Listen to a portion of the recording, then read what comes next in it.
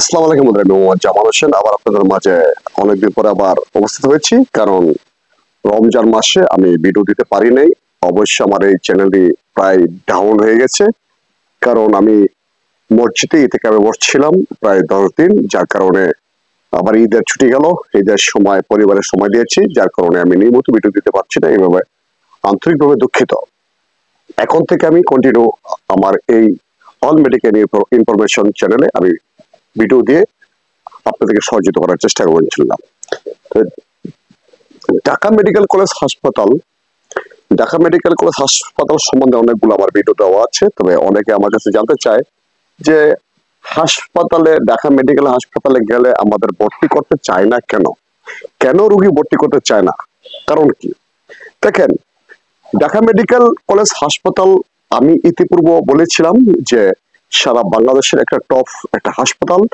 সারা বাংলাদেশ থেকে বিভিন্ন জেলা, উপজেলা, মফস্বল এলাকা থেকে বিভিন্ন হাসপাতাল থেকে কিন্তু আপনার ঢাকা মেডিকেল কলেজ হাসপাতালে মানে রেফার করে রোগী। এখন কথা হচ্ছে, কোন রোগী ভর্তি করতে চায় না এবং কোন রোগী ভর্তি করতে চায় এবং রোগী কখন ভর্তি করে, এই ভর্তি বিষয়টা নিয়ে আজকে আমি আপনাদেরকে ডিটেলস বলবো। দেখেন, ইমার্জেন্সি একটা আপনার এই শাখা আছে, এটা 24 ঘন্টা খোলা থাকে। জরুরি বিভাগ ক্যাজুয়ালিটি, যেটা নিল আপনার গান 24 ঘন্টা খোলা থাকে। যে কোনো মুহূর্তে যদি আপনি আসেন চিকিৎসা সেবা নিতে পারবেন। যদি আপনার রোগীর ক্রিটিক্যাল অবস্থা থাকে, অবশ্যই জরুরি বিভাগ থেকে ভর্তি না হয়ে আপনি প্রাথমিক অবশ্যই চিকিৎসা সেবা নিতে পারবেন। আর যদি আপনার রোগী মারাত্মক কোনো ক্রিটিক্যাল অবস্থা খারাপ থাকে, তাহলে অবশ্যই সে পেশেন্টটাকে কিন্তু আপনাকে অবশ্যই ভর্তি করবে। তো আমাকে অনেকে কমেন্ট করে যে আমরা ঢাকা মেডিকেল কলেজ হাসপাতালে রোগী নিয়ে যাই, আমরা ভর্তি করে না। ভর্তি তখনই করবে যদি আপনার রোগী বিভিন্ন রিপোর্ট আপোর্ট যদি খারাপ থাকে, তখনই কিন্তু রোগীরা ভর্তি করে থাকে।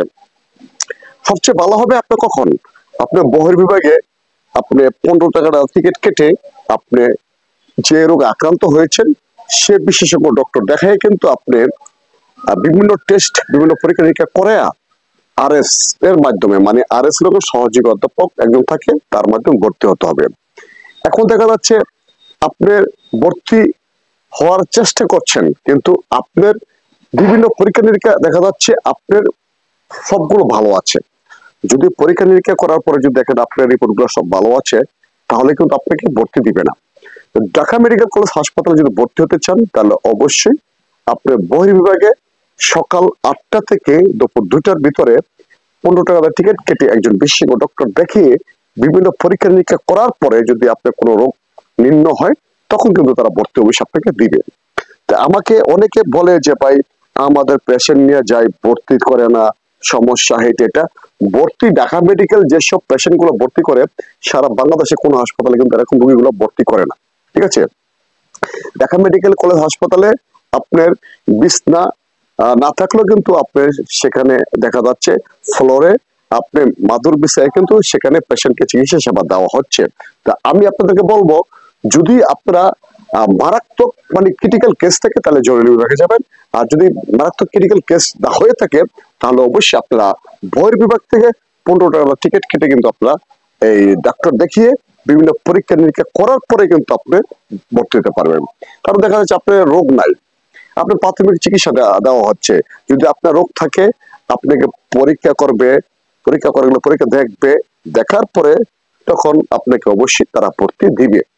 আর ঢাকা মেডিকেল কলেজ হাসপাতালে কিন্তু অ্যাভেলেবেল সিট না থাকলে কিন্তু আমি ইতিপূর্বে আরো কয়েকটা ভিডিও বানিয়ে দিয়েছি আমার এই চ্যানেলে, যে আমি বলেছি যে মানে বিস্তার না থাকলে চলে, ফ্লোরের মধ্যে একটা পেশেন্টকে রেখে কিন্তু চিকিৎসা সেবা দেওয়া হয়ে থাকে। তো আমি আপনাদেরকে বলবো, যদি কোনো রোগী যদি অসুস্থ হয়ে থাকেন বা কোনো যদি আপনার মারাত্মক ক্রিটিক্যাল কেস হয়ে থাকেন, তাহলে অবশ্যই কিন্তু ঢাকা মেডিকেল কলেজ হাসপাতালে ভর্তি করবেন। সবচেয়ে একটা ইম্পর্টেন্ট কথাটা মনে রাখবেন, এটা হলো সবচেয়ে গুরুত্বপূর্ণ কথা। যদি আপনি ঢাকা মেডিকেল কলেজ ভর্তি হতে চান, বা আপনার পেশেন্ট, আপনার মা বাবা ভাই বোন আত্মীয় স্বজন পূর্বে যেসব চিকিৎসা সেবাগুলো দিয়েছেন বা যেসব মেডিকেলের মানে টেস্টগুলো করেছেন, অবশ্যই সাথে করে কিন্তু সেই পরীক্ষাগুলো কাগজগুলো আপনি অবশ্যই সাথে করে নিয়ে আসবেন। সবচেয়ে